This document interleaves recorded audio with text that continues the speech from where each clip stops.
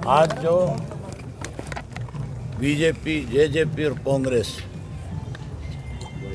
तीनों जो मिलकर चुनाव लड़ रही थी और उसी का नतीजा है कि कांग्रेस की जमानत जब्त हुई है, जिसके 35,000 वोट आए थे पिछली बार, इस बार उसकी जमानत जब्त है।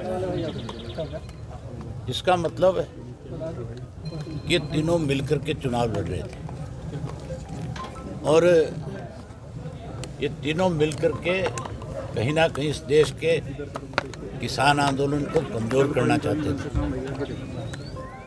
उस आंदोलन को कहीं बदनाम करना चाहते थे,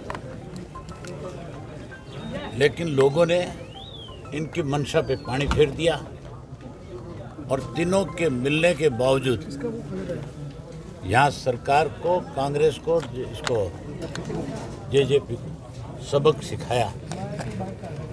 जहाँ चुनाव में इनको मात दी, वहीं ये मुख्यमंत्री में अगर नैतिकता है थोड़ी सी भी, तो मुख्यमंत्री को अपने पद से इस्तीफा दे देना चाहिए। एक चुनाव तो मुख्यमंत्री तब हारा था जब ये अध्यादेश लेकर के आए थे 3 कृषि के काले कानूनों के, उस वक़्त में एक बाई इलेक्शन अब हारे हैं, जब 1 वर्ष होने को हो रहा है इस आंदोलन को। मुख्यमंत्री ने जिस ढंग से इस चुनाव के अंदर प्रजातंत्र का मजाक उड़ाया, इलेक्शन कमीशन को लाचार किया, जिस ढंग से हॉर्स ट्रेडिंग करी, पैसा बांटा, खुलेआम बोलियां लगी, करोड़ों सैकड़ों करोड़ रुपए जो है पानी की तरह बहाया गया, उसके बावजूद लोगों ने फिर इनकी मंशा पे पानी फेरने का काम किया। बिल्कुल, इस जीत का श्रेय 100% किसानों को ही है। मैंने जो इस्तीफा दिया था, वो इस्तीफा भी किसान आंदोलन मजबूत हो, कृषि के तीनों काले कानून खत्म हो, इसको लेकर के दिया था। और अब भी मैं दीपावली के बाद टिकरी बॉर्डर भी जाऊंगा और सिंघू के बॉर्डर पे भी जाऊंगा और एक बार जा कर के फिर उनसे ये पूछूंगा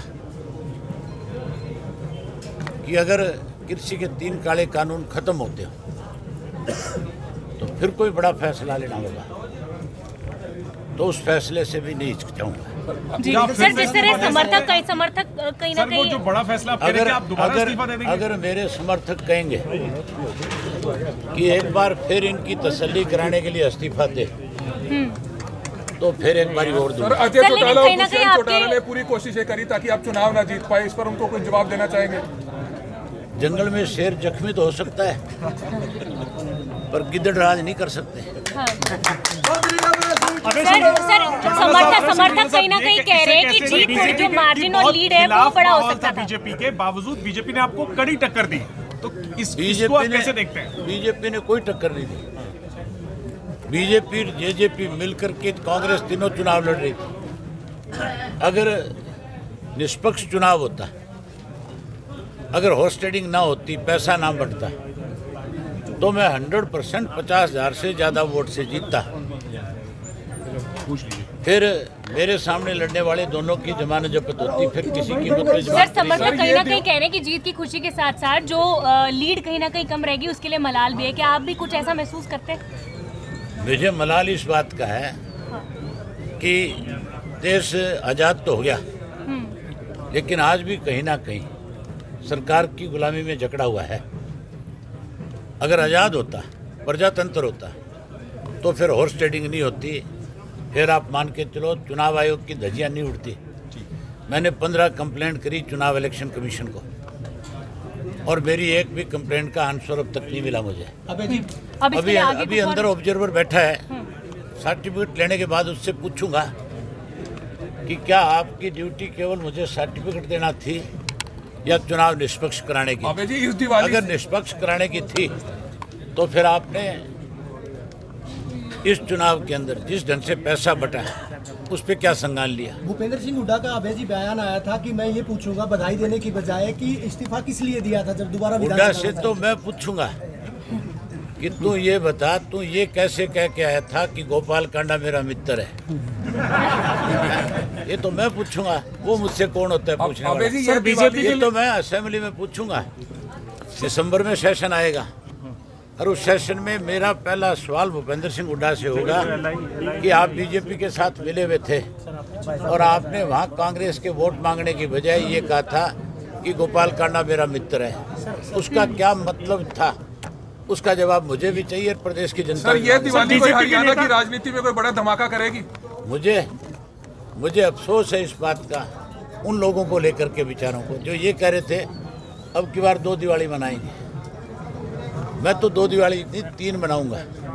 मेरे प्रशंसक जो हैं वो 3 दिवाली मनाएंगे, एक आज मनाएंगे, एक 4 को मनाएंगे, एक 5 को मनाएंगे। लेकिन कई लोगों की दिवाली तो विचारों की मुझे लगता है कोई दिवाली का सारा मजा ही किरकिरा हो गया। सर जीतने के बाद सिंगू बॉर्डर जाएंगे आप किसान? मैंने कहा कि मैं सिंगू बॉर्डर भी जाऊंगा और टीकरी के बॉर्डर पे भी जाऊंगा। सर बीजेपी के लीडर कह रहे हैं कि जो अभय चौटाला चुनाव जीते हैं, हमारा तो 60,000 के करीब वोट पहुंच गया, हम तो मतलब पहले 45-46 हजार पे थे। तो वो अपनी जीत मानते हैं इसमें, वो हार को भी अपनी जीत समझते हैं कि हम हार के भी जीत गए।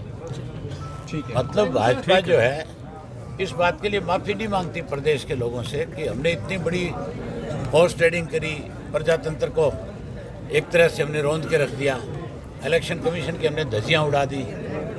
उसके बावजूद यहाँ पे जितना जात पात का जहर घोड़ा गया, यहाँ जिस ढंग से बयानबाजी की गई, इलेक्शन कमीशन का फर्ज तो उसी दिन बनता था जिस दिन बीजेपी के स्टार प्रचारक जो थे, जिन्होंने अपने भाषणों में ये बात कही थी कि ये चुनाव तो एससी और बीसी को मिल करके लड़ना चाहिए।